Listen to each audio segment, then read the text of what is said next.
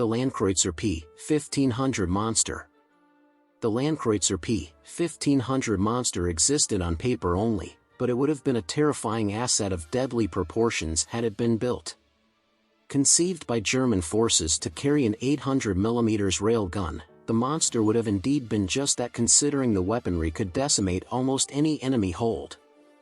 The projected weight of the P-1500 exceeded all standards. But his main armament would have weighed almost 500 tons. There was also a strong armor and a consequence of the armament size. If the P-1500 had been completed, the Nazis would have found its use in a tactical war of aggression is not a viable use. In the attack, it would have been a huge obstacle for the enemy, with its immense firepower and thick armor, but it would have been easy to bypass the tank because of its very limited maneuverability, and so attacking from behind would have only as artillery in the rear of the P-1500 can be used, as its door gun with 50-mile range was perfect for the destruction of strong defense installations. Megatron Challenger 2. The British-built Challenger 2, sometimes referred to as Megatron, is a largely successful brute that is known for being heavily fortified against enemy fire, thanks to a robust Char-bomb armor system. The Challenger 2 has done tours in the Balkans and Operation Iraqi Freedom, but a speed machine it is not. It can only reach 37 miles per hour. Megatron has been fitted with the Challenger 2E 1,500 horsepower MTU MT883 diesel engine in the last couple of years. The increased power and reduced weight of the engine significantly increased overall mobility, and the crew reported that the Bovington camp track could not cope with Megatron. M26 Pershing. The M26 Pershing was one of the most formidable tanks to come out of World War II. Comfortable and quick to operate, it dazzled in firefights with its potent armament, accuracy and reliability in tough situations. In addition, this 46-ton machine served in combat missions during the Korean War and had an impressive track record when it came to destroying enemy tanks.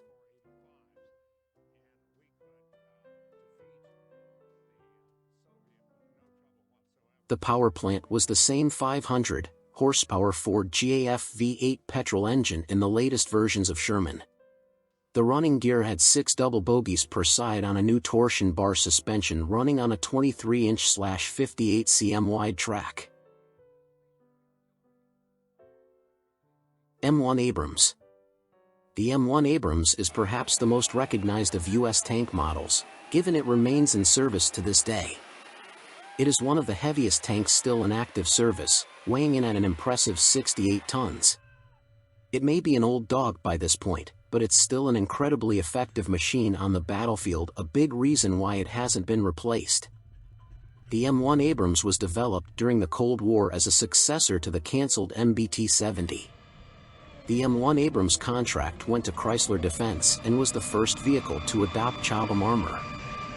The M1 Abrams' powertrain consists of a Honeywell AGT 1500 multi-fuel gas turbine capable of 1,500 shaft horsepower at 3,000 RPM and 3,950 lb-ft at 1,000 RPM, and a 6-speed Allison X-1100-3B hydrokinetic automatic transmission, giving it a governed top speed of 45 miles per hour, 72 kilometers per hour, on paved roads, and 30 miles per hour, 48 kilometers per hour, cross-country.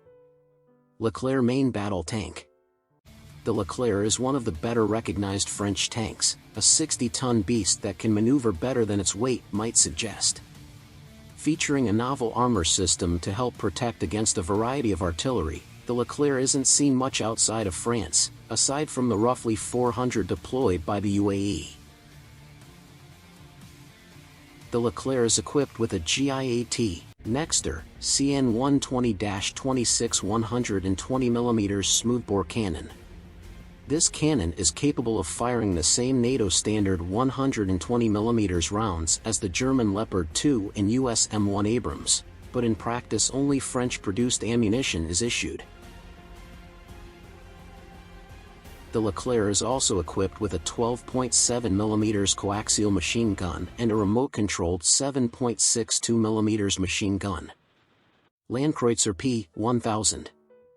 In yet another German design exercise that never made it to mass production, the 1,000-ton Landkreuzer featured anti-aircraft guns and armor that was almost 10 inches thick.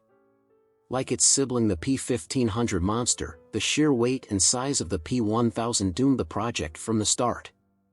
The large size and weight would have rendered the tank unable to cross bridges at the risk of collapsing them, and traveling on roads would quickly destroy them. Though its top intended speed was 40 km per hour, 25 miles per hour, its huge size and high visibility would have made it extremely vulnerable to aerial bombardment and artillery fire. The Rat's primary weapon would have been a dual 28 cm SKC-34 naval gun turret. This was the same turret that was used on the German battleship Gneisenau, but with one gun and its associated loading mechanism. King Tiger. While Germany may have had a fascination with increasingly large tanks and ammunition, the King Tiger was based firmly in reality and an immensely capable battlefield machine. It weighed in at 75 tons and featured sloped armor, along with a highly effective 88mm cannon and agile handling. Officially designated Panzerkampfwagen 7 SD, KFC 182, the King Tiger was placed into service early 1944. It served in the Western and Eastern Front, notably in the Battle of Normandy, Operation Market Garden in Holland, and the offensive in Ardennes. It also served in various other operations in Poland, Hungary, Minsk, and a small number also defended Berlin in April and May 1945. The size and weight of the King Tiger had its share of problems. It suffered mechanically with many breakdowns and had poor maneuverability. Many roads and especially bridges were not suitable for a tank this size, and the fuel requirements was enormous. K-Wagon.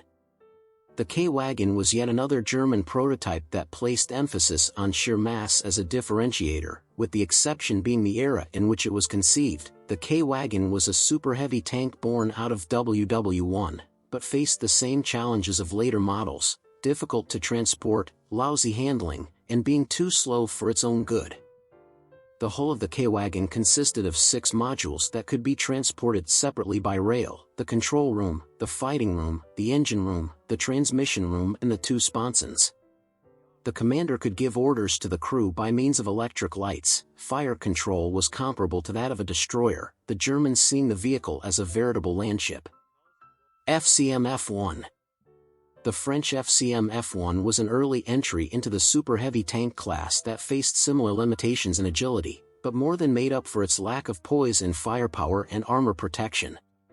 It came with 100mm of armor protection and multiple weapons, including a 47mm anti-tank gun.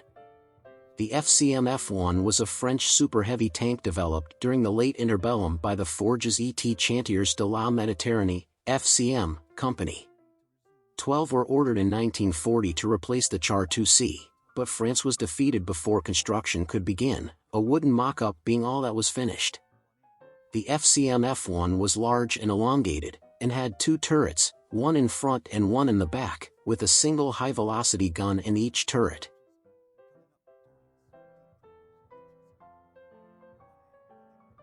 Char 2C.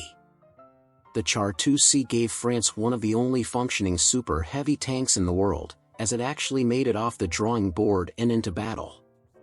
Featuring a German-built V12, it weighed 69 tons fully loaded. Like so many others, the tank was simply too big, making fast maneuvers difficult and becoming an easy target for enemy factions. The Char 2C, also known as the FCM 2C.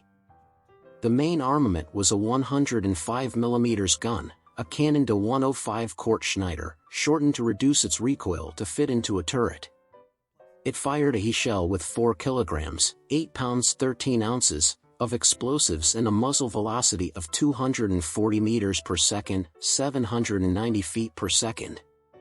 The large hull allowed for a large ammunition stock of 122 rounds, 18, stacked in 3 vertical rows of 6 in front of him, were directly accessible to the gunner/loader.